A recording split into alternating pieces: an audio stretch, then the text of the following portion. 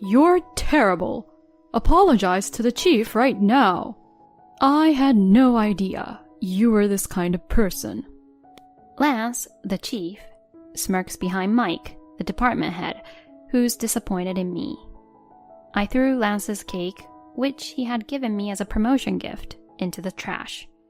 Certainly, under normal circumstances, my behavior would have been appalling, but I couldn't take it anymore. In a way, I guess you could say that I couldn't care less about anything anymore. Sir, can you say the same thing when you see the plate under the cake? To that, the manager said, What? And he raised his eyebrows at me. I am Dan, a 33-year-old company employee. I belong to the sales department of a small to medium-sized company. When I was a new recruit, I was worried that I was not suited for sales, but I was encouraged when I was told that you are always attentive and pleasant to talk to, when one of my clients said that to me. I still don't have confidence in my sales talk, but I'm going to keep working on it. I kept that feeling in mind and devoted myself to it day by day. I realized that it had been 11 years since I joined the company. I have gotten used to my job. I don't have any spectacular achievements, but I am steadily making some results. Oh, Dan, you're being very gloomy today too. When you're around, the atmosphere in the department gets really gloomy. As soon as I arrived at the office, the section chief, Lance, started talking to me in a loud voice.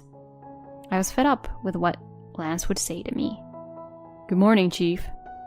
I greeted him with a blank expression, and the chief raised his voice in an exaggerated manner. Ah, I'm gloomy now because of you. This must not be my lucky day. Then don't talk to me is what I think in my mind.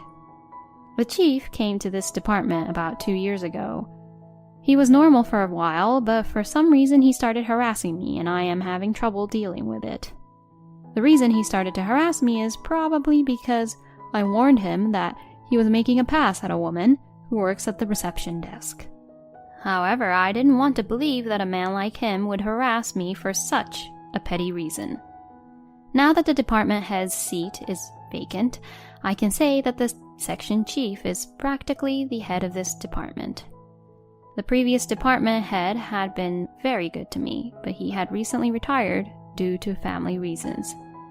Taking advantage of this, Lance does whatever he wants, such as saying something really bad about me loudly so that everyone could hear, and blaming me for his own mistakes. Sometimes Lance would even force me to work overtime in an unreasonable way. The other coworkers either turn a blind eye or get in on the chief's shenanigans. I have friends outside the department who sometimes listen to me complain and relieve my stress, but there was a time, of course, when I was so fed up that I thought about getting a new job. I had been invited by a friend to come to his company for a while. However, I was so busy that I kept thinking about it, but then would stop thinking about that, and it was an ongoing cycle of that.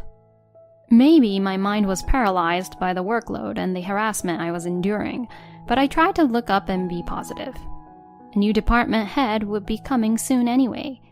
Rumor has it that he is a man of good work and good character, as was the case when the previous manager was in charge. The section chief would not overtly harass me when there was someone above him. I secretly held out hope and turned on my computer. The new department head, Mike, is as serious and sincere as the rumors say. He pays attention to details and treats us employees with care.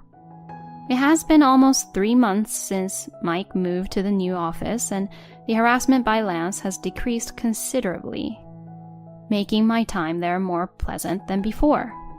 However, just because the blatant harassment has decreased, the harassment itself continues, such as Lance hiding my personal belongings and saying something rude as we pass each other. I guess that's because work-related harassment runs the risk of being immediately noticed by Mike. I wish Lance would just stop all of his bullying.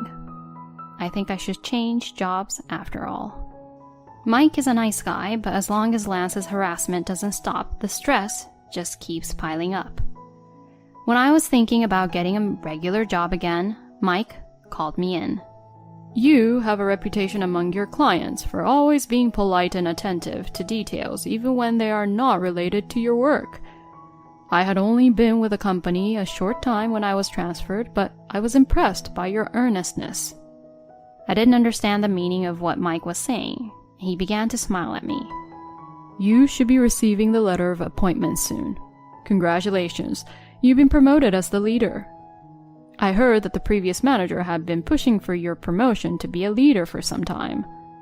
The unexpected words made me freeze, and I said, "Thank you very much for your recognition," and shook his hands. It was the first time I had ever been told something like this, and it gave me hope that I could still do my best. I was thinking about changing jobs just a few minutes ago, but I couldn't help but be happy about this news. On my way back to my desk, Lance saw me and glared at me. As we pass each other, he places his hand on my shoulder. "You've been promoted as the leader, huh? Congratulations.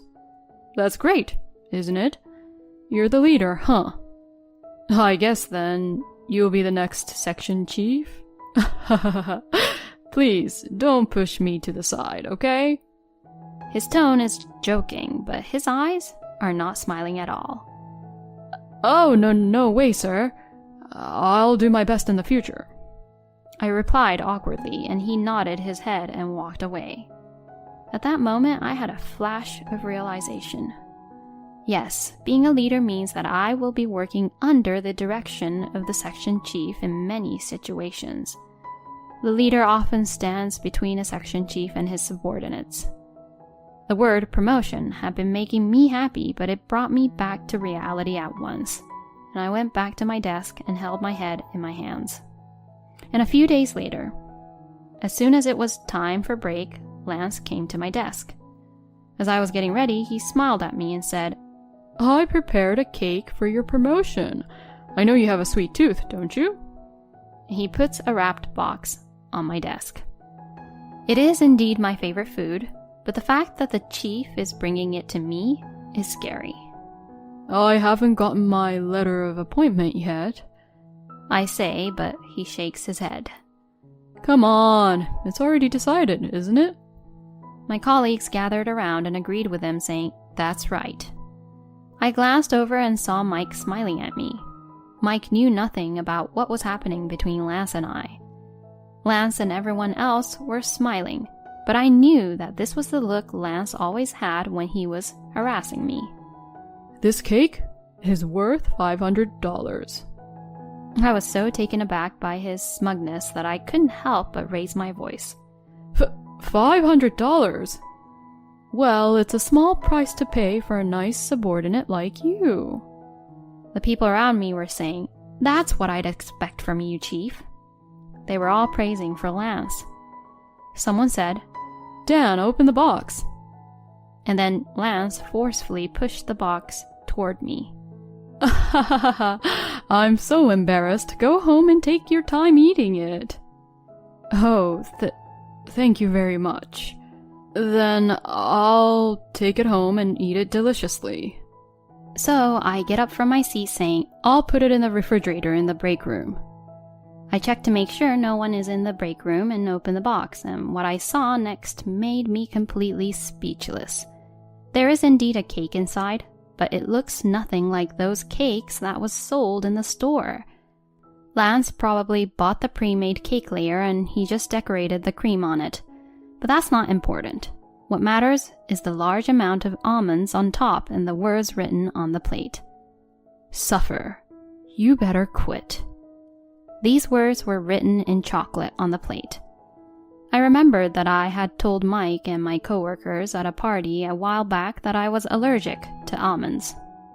I didn't think that Lance would really want to congratulate me, but I didn't think he would harass me in such a terrible way like this. "So this is the $500 cake, huh?" I took out my phone, sighed, and took a picture. Then I put the phone away in my pocket and shoved the cake into the trash can, letting my emotions get the better of me. "Do you hate me that much?" I know in my head that it's not right to mistreat someone's gift and food like that, but my feelings were out of control. Dan, is something wrong? At the worst possible moment, I heard Lance's voice and I froze. Lance, who had guessed this situation by alternately looking at me and the trash can, began to open his mouth. Ah, you saw it, didn't you? You couldn't wait any longer, could you? I felt that something bad was going to happen as Lance took a deep breath and raised his voice.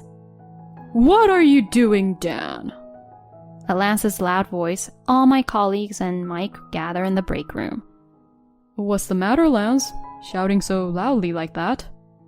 Dan trashed the cake I gave him. In response to Mike's question, Lance sadly points to the trash can in the break room. Mike, who looked a little angry as I expected, begins to yell at me. How terrible! Apologize to the section chief right now. I had no idea you were this kind of person. Lance, the chief, smirks behind Mike, the department head, who's disappointed in me. I threw away Lance's cake, which he had given me as a promotion gift, in the trash. That's a fact. Certainly, under normal circumstances, my behavior would have been appalling. But I couldn't stand it anymore, and I didn't want to put up with it. In a way, this cake made me feel like I didn't care about anything anymore. Sir, can you say the same thing when you see the plate of cake? Mike said, huh? As he raised his eyebrows at me. You can't even see the plate because it's all messed up. I shook my head at what Lance said. Not really. In fact, I took a picture of it. Saying that, I took out my phone and had Mike take a good look at the picture of the cake I had just taken. I'm really glad I finished taking the picture before the chief came over. The section chief then let out a small crap.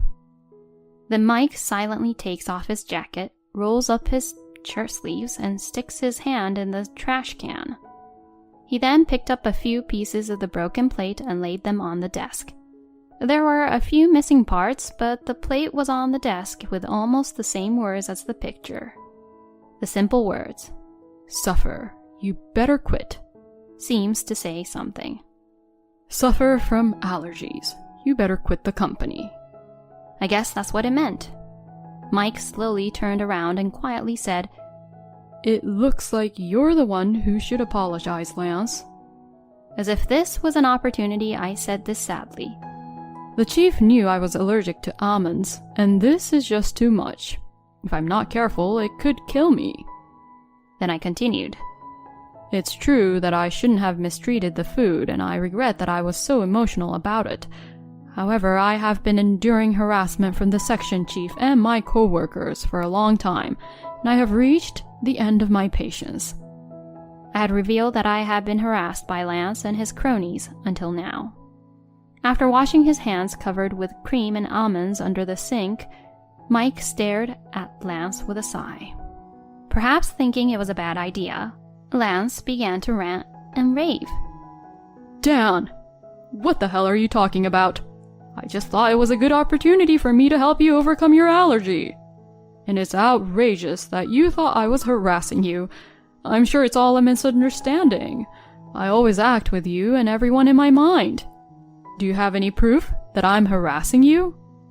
I try hard not to laugh at the way he stammers out bitter excuses. His excuses are too bitter, and he really doesn't take my allergies seriously. In the first place, Lance must have been hoping that I would see the cake after I got home and, if possible, resign from the company due to mental shock. I mean, didn't he say it was a $500 cake? It's homemade no matter how much you look at it, right? The section chief responds to the whispering of employees around him. What? Of course, it means that my handmade cake is worth $500, duh. It was prepared by the boss to reward his own subordinate. As the section chief piled on more bitter excuses, I couldn't help but giggle. I guess he wanted to impress people around him when he lied about having prepared a $500 cake. I mean, Lance did look like he was in a good mood after being praised a lot by his colleagues for the cake. I have plenty of evidence. I have recordings, documents, and photographs, thinking I might use them someday. The photos I showed Mike earlier were taken as part of that process. I didn't have the courage to do so, and they just kept piling up. So this is a great opportunity for me to submit them to the department head later. Yes, I will take a good look at them. Mike's words drew gasps from the employees around him. It was only natural. Many of my colleagues were involved in harassing me in order to get on the good side of Lance. Among the evidence, of course, there were many voices and photographs of such people. I didn't keep records in the beginning, but that was probably more than enough. As for the coworkers who turned a blind eye, it may be difficult, but since the story has become this big, I don't think there will be no blame whatsoever. To me, both the person who harasses and bullies and the one who turns a blind eye are equally guilty. You've got to be joking, right? I was just trying to be your boss, educating subordinates like you. Damn it! I can't allow you and Amy, the receptionist, to be dating. You're just an introvert. Why can't she see that I'm much more mature and attractive than you? My clients make fun of me, saying that you're more witty than me. Even the previous manager thought very highly of you, and I didn't like you for a long time anyway. You're so annoying. He seemed to be trying to make excuses for his behavior, but the chief's true feelings were revealed in the middle of his speech. I frowned at what Lance had to say. The receptionist, Amy, is a female employee in her 20s who works as a receptionist. We have been good friends ever since we met again at a blind date invited by a friend from another department. She sometimes invites me out for dinner, but unfortunately we are not dating. We talk about our problems and complaints about work to relieve stress. According to the chief's comments, it seems that she was a big part of the reason for his harassment to me. To begin with, the section chief is married and I am sure he has a daughter in her 20s.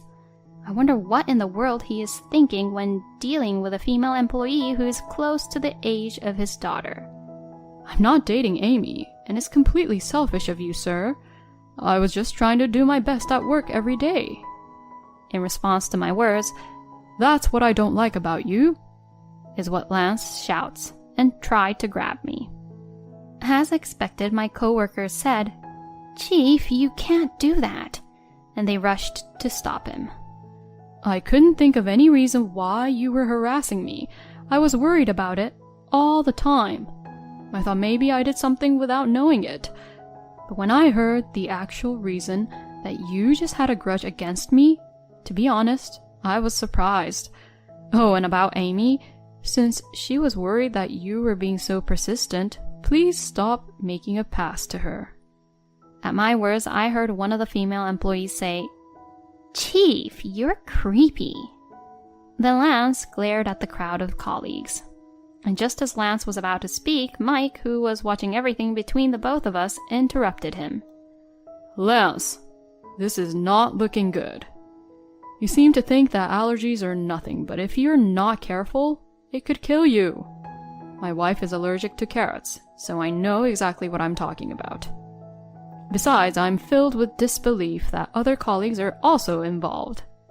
Why didn't anyone stop it?" Now that Mike's anger has been directed at them, my colleagues have all gone quiet, and there is no one to protect the section chief anymore. Lance is biting his lip in frustration. "I'm sorry I didn't see what was happening, even though I've only just been transferred. It must have been hard for you." I shook my head at the manager's apology. "No, there's absolutely no need for you to apologize. I've gotten over it, or rather, I feel really refreshed. In a way, it may be thanks to the chief's cake." As I glanced at the chief as I said this, he must have misunderstood, but his expression brightened. I think he was just reacting to the words thanks to the chief. However, the moment he saw my expression, he turned pale. Later, Mike reported about Lance's harassment to his superiors. As a result, Lance and other of my colleagues were punished with transfers, demotions, pay cuts, and warnings accordingly. I have now resigned from the company and I am helping out at a video game company that a friend of mine founded. My salary has been reduced, but I enjoy working there every day. And because I quit that company, I was able to make up my mind to sue Lance. I imagine he must be having a hard time now that he has been demoted and transferred, and is now being sued by me. I am currently in discussions with my lawyer for it, but it may only be a matter of time before Lance quits the company.